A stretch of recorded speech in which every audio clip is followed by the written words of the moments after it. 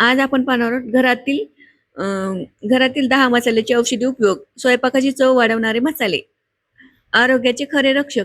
हा व्हिडिओ करण्यामागचं कारण की माझा छोटा मुलगा म्हणला होता मला की आई मसाल्यांचे काय फायदे असतात ते सांग बरं. मी म्हणलं तुला कशामुळे प्रश्न पडला?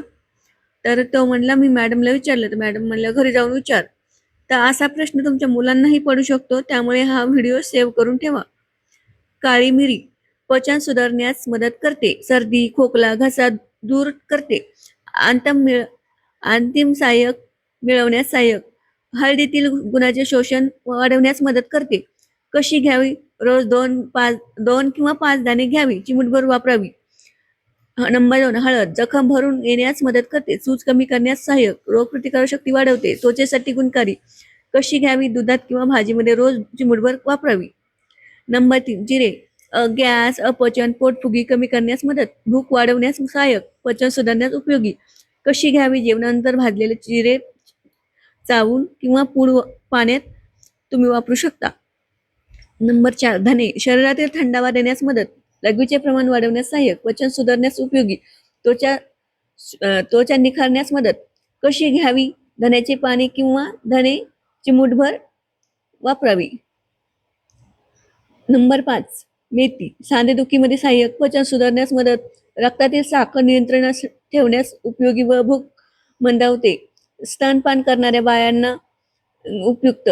कशी घ्यावी? रोज रात्री 1 चमचा मेथी भिजत ठेवावी व सकाळी पाणी प्या किंवा भाजीमध्ये वापरावी. नंबर 6, दालचिनी अँटीऑक्सिडंट गुणधर्म, पचनास मदत, रक्तभिसरण सुधारण्यास मदत, सर्दी व खोकला कमी करते. कशी घ्यावी? चहा दूध किंवा भाजीमध्ये छोटा तुकडा वापरू शकता.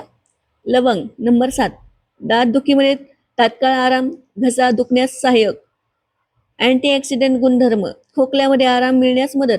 कशी घ्यावी? 1 किंवा 2 लवंग चावून खा किंवा चहात वापरा.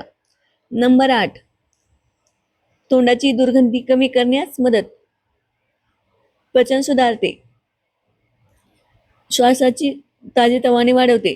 कशी घ्यावी? जेवणानंतर 1 किंवा 2 विलायची चावून खा किंवा चहात वापरा. नंबर 9, ओवा पोटफुगी गॅस अपचनावर उपयोगी, सर्दी आणि सर्दी घालवण्यास सहाय्यक, भूक मंद वाढवण्यास मदत व कमी वापरल्यास सहाय्यक, कफ कमी होण्यास सहाय्यक. कशी? कोमट पाण्यात चिमूटभर खावी किंवा ओवा भाजीमध्ये वापरा.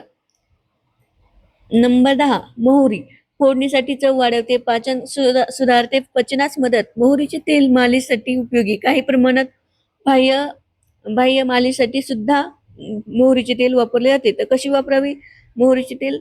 तर बाह्य मालिशसाठी वापरा किंवा फोडणीमध्ये आपण वापरू शकतो.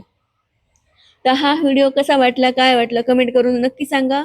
आणि कुठल्या प्लॅटफॉर्म बघत आहात हे कमेंट करायला विसरू नका. नवीन असाल तर सबस्क्राईब करा. व्हिडिओ आवडला